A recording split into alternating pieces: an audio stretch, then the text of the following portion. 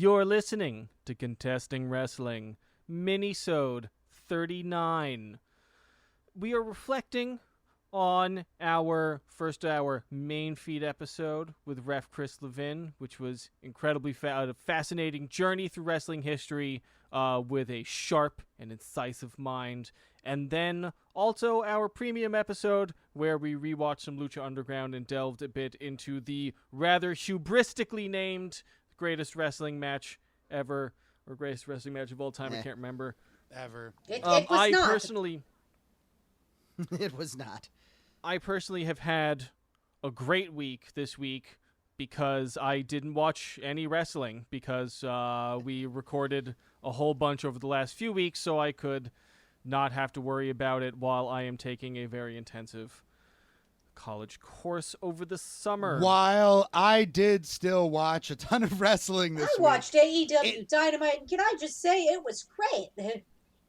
It was. I'm just. Let's get into that in a moment. I do actually want to watch Dynamite. I should do that this weekend. But I found it's very refreshing for me as well to be able to come here and only be talking for 20 minutes loosely about whatever we want and not having the pressure of 2 hour plus episodes of I can feel my butthole unclench. Yeah. we recorded for about 18 hours total last week, so this is it was a nice change. We can if we have Evan's to. flour intake is down 36%. But now it's just cornstarch instead because I can't switch to the cornstarch. It's just the raw starches because class is a very stressful thing, especially science class where you can't fake your way through it. You just have to memorize a bunch of shit that I failed to learn. The cornstarch is gluten free. As long as you're not chugging vinegar and then spoonfuls of baking soda. I mean, that's what I call. It's a little thing I like to call the inside funsies. Katie, speaking of Dynamite this week, there was a great little interaction between Orange Cassidy and Jericho after following their match from the previous week. I sent it to the group. I don't know if Evan watched it. It's okay if you didn't. I didn't. Okay. No, it's okay. You'll watch it for your own. I will watch He was busy it's shitting specifically he was busy shitting his brains out from the baking soda and vinegar. Yeah. It's specifically the Jericho Orange Cassidy segment. It's very amusing. If Dynamite's cool, but I know that's the good stuff. Jericho for the rest of the episode steals the rest of the episode, just on commentary screaming.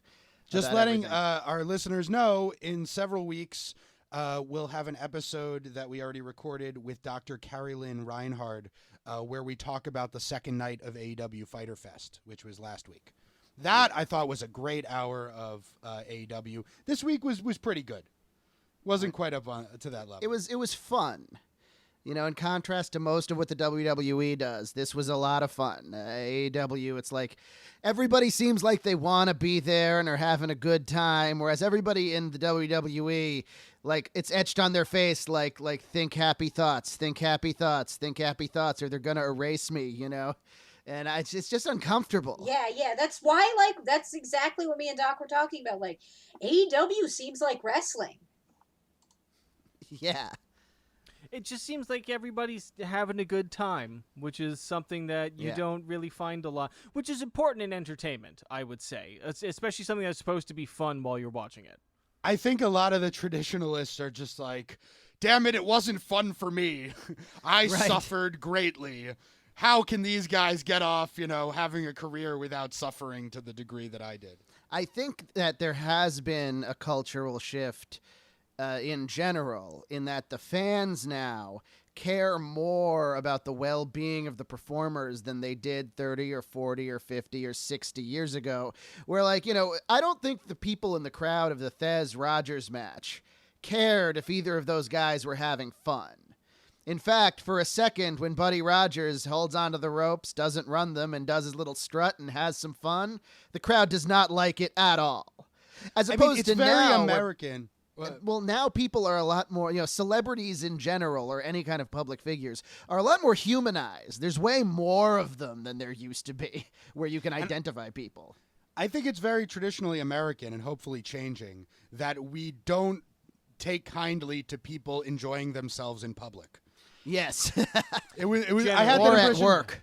I realized that when I went to Germany And just like everyone, they have like all these outdoor areas where people are drinking and smoking hash and kids are playing amongst them. And everyone's like, okay, having a good time. And then you go dancing in their various clubs and they're very welcoming and not weird and clicky and underground because they have to be like they are around here. Right, we have this culture of rebellion that has been distilled and expanded for, I mean, I hate to say it, well, since the beginning of the country, really. It's very woven into the American experience. But the problem with that becomes, if that's part of your big identity, you don't necessarily have anything worthy to rebel against. And a lot of the times you're not rebelling against anything. And even that was overdone by the media 70 years ago. I've heard it described as it's kind of like it's like we have this is part of I listened to something about this earlier today, part of a cultic milieu, which is a term coined by a man whose name I just forgot despite listening to this podcast only a few hours ago, where basically everybody there is a perception that if there is a widely held belief, it must not be true. Yeah, and that becomes a big problem sometimes. Especially when you combine it with the fact that we have always felt that our individual expressions of freedom are A, not having to do anything anybody tells us to do, and B, not having to care or think about anybody else. Yeah. Both of those concepts have some worth. But when you take both of those concepts as the center of your identity, it just kind of makes you an asshole. And it might make you a dangerous asshole at that. Yes. It might mean that we're incapable of coming out of a global pandemic that could otherwise have been easily controlled. Yeah. Yeah. Oh, we've been. I've been talking to a friend of all of ours. But a friend that Ben and I go way back with, who recently moved to Vietnam, a country that had 369 cases and 0 deaths. Right. And just talking about the difference there. And not to say that there's not, that they don't have their own issues over there, certainly, but just that there did seem to be a concept like, oh, hey, this is all of our problems. We do all need to work together because this is a problem that affects all of us, which is still even on an individual level. Sometimes as an individual, you also are part of a collective. I don't know. And there's a reason why our authorities are authorities. Yeah. Maybe because we have institutions that, control for their quality of knowledge and things like that, such that when our health officials tell us something is a good idea, we might listen to What gets to me is, why does it have to be a partisan issue? Why does it have to be a political issue? It's not a political issue. It's like a health issue. It's not right versus left. It's let's all not die. And I will say, I think being as generous as possible, being as empathetic as possible towards views that I still do not necessarily share. Like, you can only jam hardcore propaganda down people's throats for so many decades before there starts to be a real problem. And there's also the problem that this is also an example of where failures in leadership then create other problems. Like, I always feel like, anti-vaxxers, yes, might be kind of ridiculous, but the FDA, has not been a flawless institution. Do I think that then means that you should then be fuck, I'm not gonna, vaccinate my children against major diseases? No, that's clearly a giant and ridiculous stretch. But it's not like it's crazy for people to be suspicious of a lot of our institutions that have not lived up to what they are supposed to live up to. My thing is, the problem with the anti-vaxxers is it's not going to affect their children for the most part. When their kid gets measles, their kid will probably be fine, but then their kid will transmit measles at school to all the immunocompromised children who will then die. And don't think I'm defending it in any way or shape or form or anything like that. I'm really trying to. I get what you're saying. You're getting putting yourself in a place to understand where the mindset comes from. Yeah, I mean they don't have a basic sort of foundation of scientific knowledge that would allow them to assess such claims for themselves either. You know, like, Right, that's part of the exactly. Just problem. because I don't think you're right doesn't mean that I'm right. Like I think part of it is just also a lack of conceptual subtlety. Conceptual It- subtlety. leading to Ben with the words like- again. Up, guys. But Ben is drawing on- rubbing his balls on his PhD again. Yes, as always. But drawing on what Doc said, you know, you're saying like, oh, if you're wrong, I must be right, kind of thing, and that sort of binary thinking. I was thinking about this in the context of wrestling.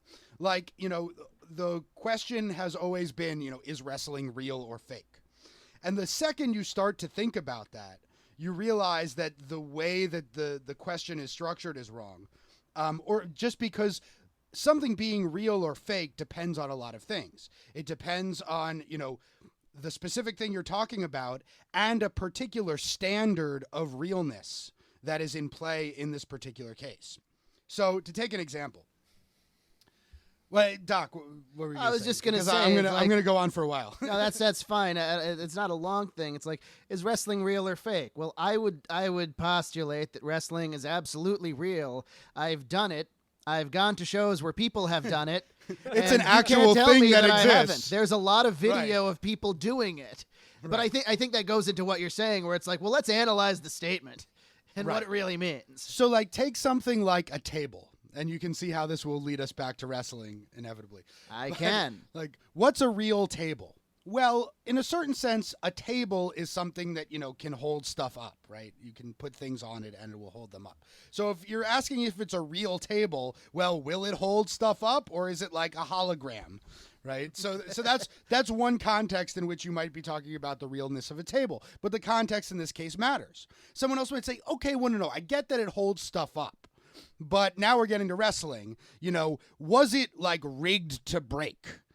You know, is it a table that you would find in the wild, you know, or is it some kind of specially constructed table?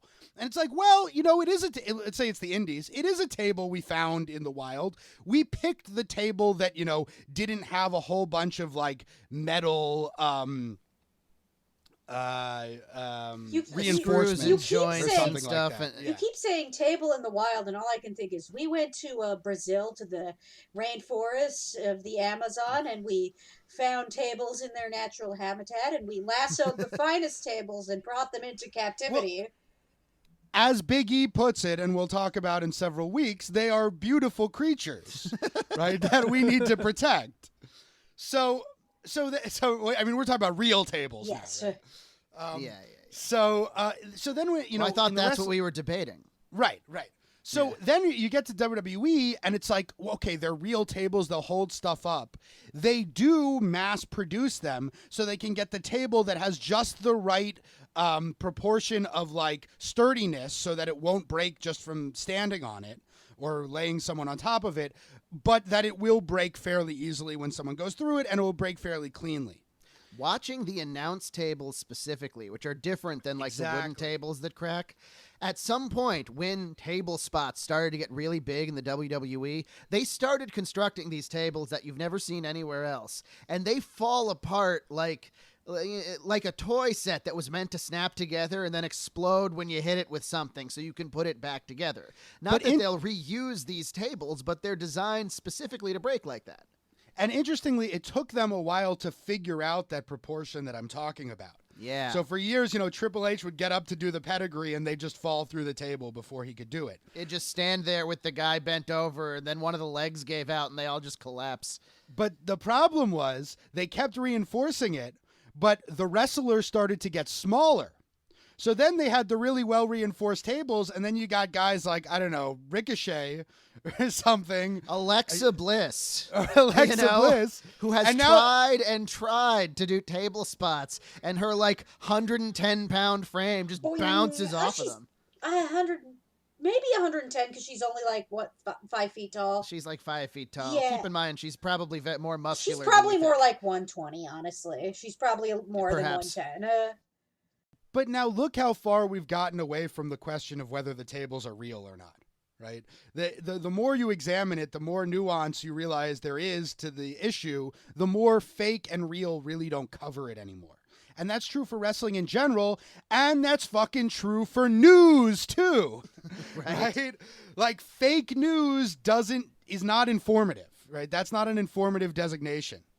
You know, you can have reporters exaggerate things. You can have them editorialize. You can have them make a big deal about something that's not actually a really important issue while avoiding the actual issue, right?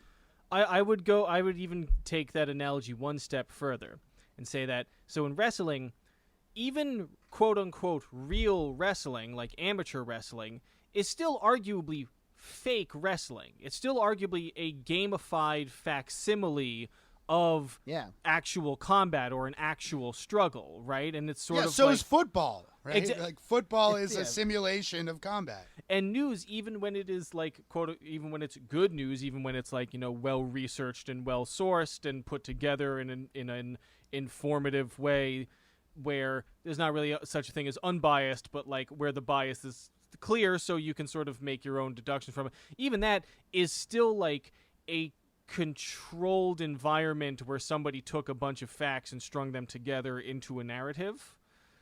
Yeah, and if that didn't happen, if it was just a list of things that have happened objectively, nobody would read or watch it, because that's actually a lot harder to understand without a narrative of any kind. And you just need because it to is have that things to connect, because we think of things as happening in a certain order to people or things. And just because it is structured in that narrative way, and to some degree a fabrication, doesn't mean it's all fake, right? Doesn't mean that it's valueless. Is it fake when Brock Lesnar does a German suplex to somebody when like they're like, is the realer version Brock Lesnar in some sort of an amateur wrestling match where they are like competitively wrestling for real? Or would the real thing just be that if some guy picked a fight with Brock Lesnar outside of a bar, and Brock Lesnar was so worried about my only answer is to give this guy a for real German suplex, which probably would kill somebody if Brock Lesnar for real German suplexed them. Maybe, depending on how they landed.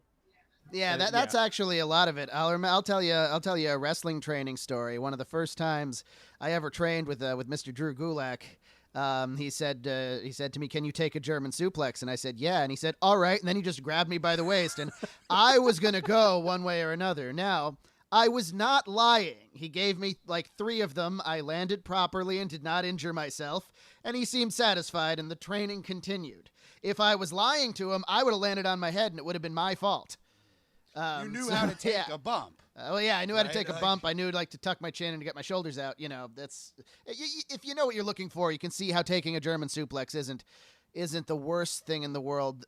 If Brock Lesnar really wanted a German suplex somebody, he'd probably keep his body tight to theirs instead of going for the spectacular overhead throws that he does, that the other person not only helps them with, but it makes it easier for the other person to bump because they can take more of their own bump. I have a feeling it's kind of like being thrown into the pool to learn how to swim. Like, if someone's like, okay, now I'm going to give you a German suplex, you might freak out and do something really awkward with your body. Whereas if they just give it to you, you know, your instincts kick in. And if you have some bumping instincts, you end up doing it right. Right. It became, this is kind of an extension of all this. It became so popular in Japan for a while to do those high-angle back suplexes where people would land on the top of their head for real, all the time. And eventually Misawa died. You know, don't do that. It's not worth it. No matter how big the belts are. And I wanted to just mention one thing in reference to the Chris Levin episode. Man, in the Buddy Rogers-Lou Thez match, that belt was tiny. It was absolutely the belts teeny have just tiny. gotten hilariously tiny. It was an actual belt. That's what it was.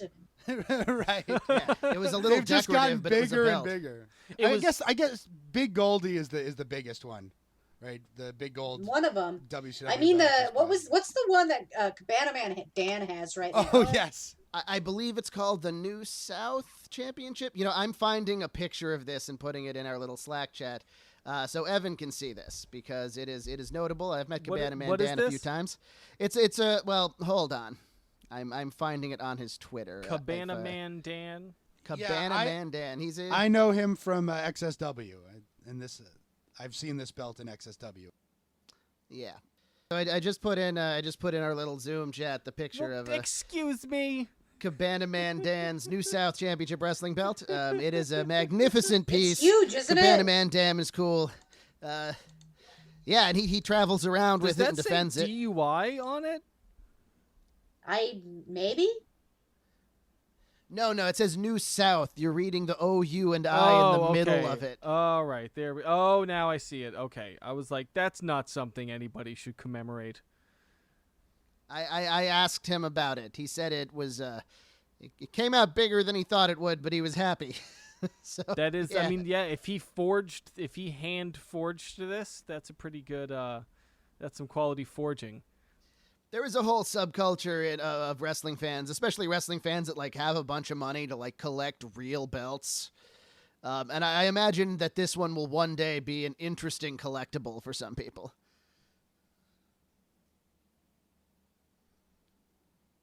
All right. Final thoughts? Nothing. Do we have anything to say about? Oh yeah, listeners, if you are not familiar with I'm going to start that again. So listeners, you probably know that we have a Patreon that we release premium episodes on every week. Maybe you don't know that we're doing a series, so like every few episodes that come out, where I am watching Lucha Underground at the behest of Ben, Doc, and Katie. It's a great time. It is. It really is. Soon we are going to unlock the first of those premium episodes right here on the main feed, so get ready for that in the next few weeks. Things are a little wacky behind the scenes right now in Contesting Wrestling, but they'll all be back on track by mid-August. The episodes will still come out regularly, so don't worry about it. Hoping to have... Yeah. I just feel like it's important to be open. Yeah, with if we people, didn't tell with you, with you our wouldn't 27 even know. listeners, 27 to 42 depends on the week. We are what else? Oh, and also, at this time of great upheaval, there are many causes you should be spending your time and money donating to. Sometimes us asking for $5 on our Patreon, can feel a little much. So I will say, if you only have one unit of $5, or you have multiple, but you don't necessarily want to, you're torn between giving $5 to these organizations. Yes, between that or us, we don't want you to have to make that decision. Disposable So $5. there's links down below to some organizations you should donate your time and or money to, and if you do get a receipt from that, take a screenshot, send it to us at ContestingW on Twitter, and we will send you a link where you can download those premium episodes anyway without having to give us the $5 because it's important. We gotta. It's look, we're all tired. It's been a while. The momentum kind of died down a bit, but there are still protests. My butthole is all still over the slightly country. clenched. Yeah, we're all wound up. They're snatching people in unmarked vans in Portland. That's actually happening. So there's a lot to be done here. Yeah, just in general, I think we have more and more reason to protest the fucking, like we've been talking about before, lack of leadership from the federal government. The fact that We're doing fine. things are getting worse and worse here. For now, in luckily, relation to the yeah. virus. Not in New York City where we are so much, but everywhere else. The uprising, Oh, yeah. I think, is going to be a lot more extreme. So on that the longer note, this goes on, right? I mean, it should be. thank you everybody for listening. We love you. Yeah, we love you. Take care of yourselves out there. Stay safe. Be well, everybody. This week, this Monday, get ready for a very exciting installment of Contesting Wrestling where we will metaphorically be in your house. Ooh! In your house. This has been In your house. Yeah, if you are also in your house and we are coming out of speakers, And I in guess your house, literally Truly our are voices in your will be there. house. We are literalists here at Contesting Wrestling. Especially And if Ben. you don't know, if you don't know what we're referencing, like I would not have known before we recorded this episode, Yeah. just get ready. Just when we're in your house, we'll explain it to you. We'll explain it to you in your house. This has been Contesting Wrestling. Thank you. Bye. We love you.